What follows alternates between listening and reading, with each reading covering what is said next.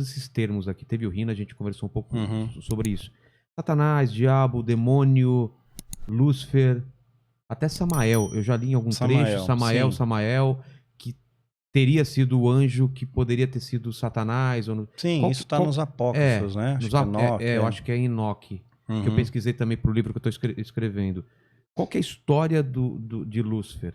E é mesmo aquela que ele era um anjo invejoso e desejou ser Deus? Da onde vem isso? Ele era um anjo bonito, belo, né? Portador de luz. E ele tinha uma unção. Ezequiel 28 diz que ele era o querubim ungido. Ungir significa separado, santificado. Ele tinha uma missão especial. E você não consegue invejar ninguém se você está longe daquela pessoa. Você tem que estar perto.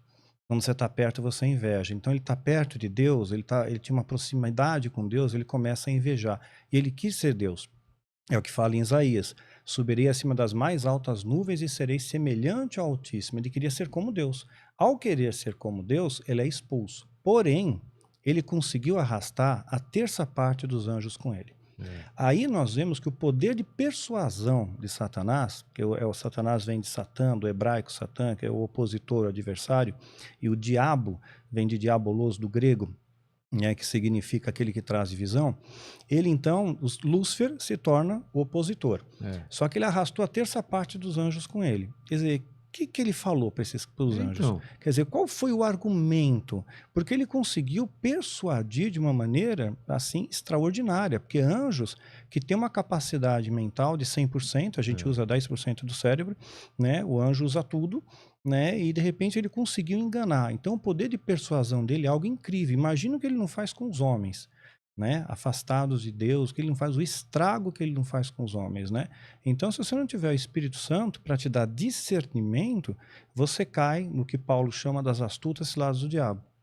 Cai nessas armadilhas, né? Então, foi desenvolvido a partir desses anjos caídos, esses demônios, eles começaram a fazer uma série de coisas. Gênesis 6 diz que vendo os filhos de Deus, que as filhas dos homens eram formosas, tomaram para si mulheres as que mais lhe agradaram. Então, nós vamos ver uma coisa curiosa aqui, né? Anjos caídos copulando com mulheres terrenas, elas tendo filhos e nascendo gigantes, os Néfilins, né? É o que fala na continuação do Quilaim, o Nefilim, Então, os gigantes. E esses gigantes continuaram na história mesmo depois da Era Diluviana, né? Então nós temos aí o que é chamado eles não foram mortos no dilúvio? No dilúvio, sim, mas tá. continuaram fazendo a mesma coisa. O ritual continua, que eles continuaram, é chamado de precedente bíblico. Porque pós-dilúvio, nós vamos encontrar, por exemplo, o gigante Golias. Golias é pós-dilúvio, né? O Golias tinha 2,75 de altura. Quer dizer, era um monstro, né? E não era um cara que tinha doença, gigantismo. Ele era um guerreiro, só a armadura dele completa era 80 quilos. Né? Então, gigantes não é uma figura de linguagem, eles eram maiores mesmo do que eram maiores, tanto humanos. é quando os espias lá vão ver a Terra Prometida, eles voltam, eles são gigantes, nós somos gafanhotos. Quer dizer, na imagem deles, nós somos gafanhotos. Essa que eles passaram para Moisés, são pequenininhos. Os caras são muito grandes, como é que a gente vai pegar esses caras? Então isso leva a gente a crer que os anjos têm uma estatura maior do que os seres humanos também. Tem uma estatura maior que o ser humano. E isso, então, não foi interrompido com o dilúvio. Mas não. O dilúvio, a intenção do dilúvio era interromper isso e outras coisas. Era acabar com tudo, né? Só que eles continuaram fazendo. Por isso que, teologicamente, a gente chama isso de precedente bíblico. É algo que continuou ocorrendo e a gente vê evidência disso. Se vê evidência, por exemplo, né? O gigante Golias. Teve outro. Então, vamos lá. Lúcifer caiu junto com 1/3 dos anjos. Caiu para onde? Para a Terra. Não foi para o inferno? Não, veio para a Terra, está escrito. Jesus ele disse: eu vi Satanás como um raio cair do céu, né? Veio para a Terra, na nossa dimensão, ele está aqui, ele está atuando, o mundo jaz o maligno. Satanás tentou Jesus no deserto, ele estava ali, fisicamente no deserto, não numa outra dimensão. Eu achei que ele estava no inferno e conseguia atuar aqui e no inferno. O que é o inferno, então? Seria uma prisão espiritual. Algumas dessas entidades estão presas ainda, né? Por exemplo, Abaddon, é falado em Apocalipse que ele vai ser liberto, né? No momento certo ele vai ser liberto e ele vai guiar toda uma horda de demônios que vai fortalecer ainda mais o poder do anticristo. Mas eles estão aí, estão soltos. né? Então o Lúcifer caiu para a Terra junto com os anjos, os anjos caídos, esses demônios. E aí, daqui da Terra, ele não saiu mais. Não, ele está preso nessa dimensão terrena. Você vê o tamanho do universo. Quando você imagina o tamanho do universo, a nosso planeta é um pontinho no universo. Ele está preso nesse pontinho, né? Então não é legal para ele também. Então ele vai causar o máximo de dano possível ao homem, porque Deus fez o homem à sua imagem e semelhança, né? Essa é uma das questões que fez também com que ele se rebelasse contra Deus. Né, que ele não aceitava? Não aceitava. Que tivesse sido feito um outro ser, outra criatura. Uma outra criatura, imagem e semelhança de Deus. Então, tem uma série de vertentes aí que a gente pode estar explorando. O que a gente tem que os anjos não tinham? Olha, acho Por que a gente é chamado que a gente é feito a semelhança de Deus, sendo que os anjos eram seres, na teoria, mais perfeitos, mais elevados do que a gente? O que a gente se diferenciava desses anjos? Eu acho que a gente consegue hoje ter o Espírito Santo. Antes o Espírito Santo estava sobre os profetas, hoje está em nós.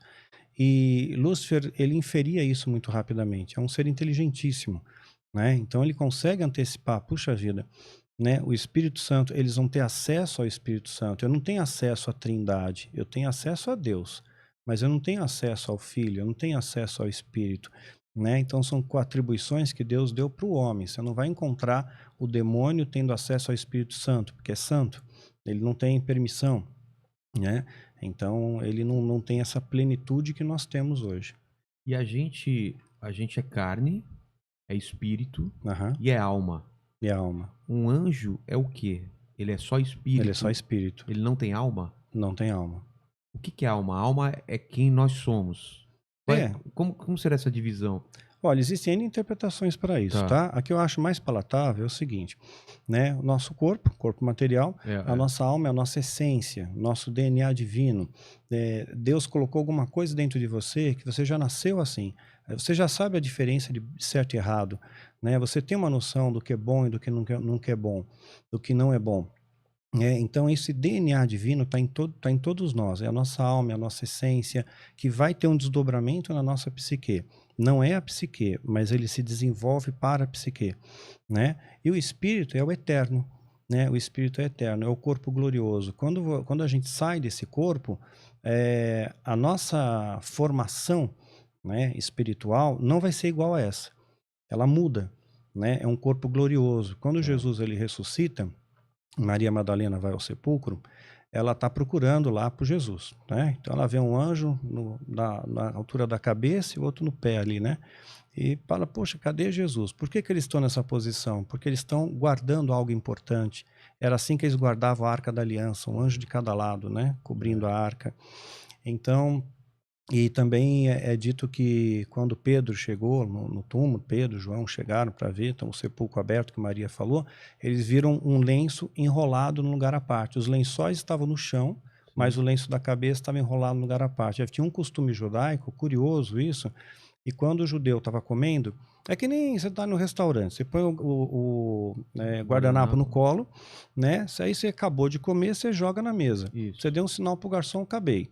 Né? Então, mais ou menos o judeu fazia isso. Então, se por acaso ele fosse levantar por algum motivo, né, ele deixava o guardanapo enrolado. Não acabei, não recolhe. Se ele só jogasse, recolhe. O servo dele recolhia. Jesus deu um sinal para nós. Olha, não acabou. Eu volto. Eu vou continuar essa história, não terminei aqui, né? E aí Maria Madalena está desesperada, né? Cadê Jesus? Aí ela vê o jardineiro atrás dela, né? E ela pergunta para o jardineiro, que era Jesus, né? Que era Jesus. Fala, pô, onde é que você levou o Jesus? Onde é que você levou meu Senhor? Né? O que você fez com ele? Né? E o jardineiro só fala uma palavra, né? Maria. Aí ela reconheceu pela voz, né? E ela responde, Rabone, mestre, né? Então a voz era a mesma. Então, quer dizer, o nosso corpo glorioso vai mudar, é outra coisa aqui.